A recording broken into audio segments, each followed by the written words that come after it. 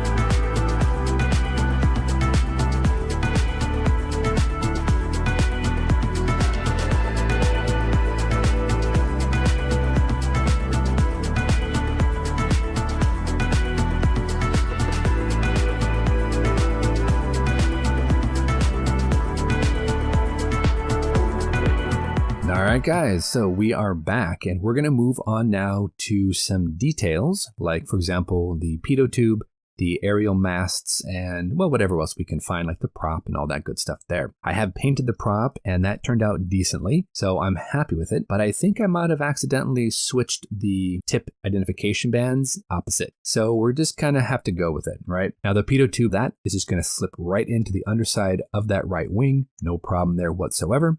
We're going to paint it up using some IJN green and then a little bit of silver on the very tip of it.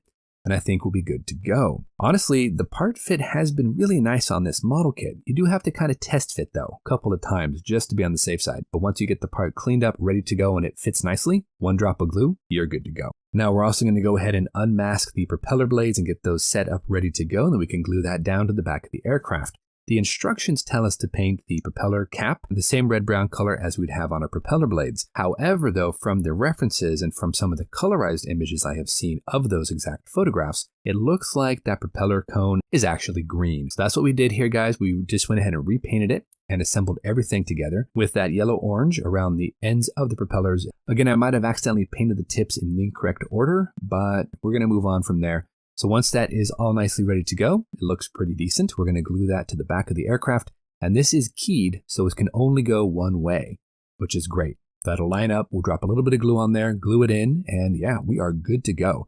This thing will finally have its engine intact. A little bit of pressure, tiny bit of glue. It does spin, so I'm happy to say that mission accomplished. Let's move on to gloss coat. And for our gloss coat, we'll be using some Future. I'm just going to go ahead and overcoat the aircraft, and then we'll let that dry. We can eventually get some sludge washes there for the final weathering stage. Now, while the Shinden is drying off camera, we're going to go ahead and work on the engine, and I want to make a stand for this little engine because I want to have it as a display piece. And to do that, I've got a ton of extra parts and pieces I pulled out of the spares box. And we're going to go ahead and create something that looks very similar to pictures I have seen of actual engine harnesses that would have been in like a museum or something like that. So I've got this sprue here, which I believe is from my Bandai Sand Trooper. We're going to go ahead and use this as a base plate. We're going to trim it up, clean it up, and then I want to go ahead and use a couple of extra parts. We're going to make a cradle for the back portion of the engine. I think that's going to be kind of interesting. It's not going to be accurate, historically speaking, but I'm not too interested in that. This is a what-if type aircraft, so we're just going to go with it. So let's jump into that last time-lapse, guys. Let's finish up the engine stand. Let's prime, paint, get all that stuff ready to go. 100% scratch building here, and then we're going to add some sludge washes to the aircraft and then selectively apply a flat coat just on the painted colors, not on the silver. So let's go ahead and get in there, guys. Let's finish off our Shinden. Fingers crossed, we can pull this off.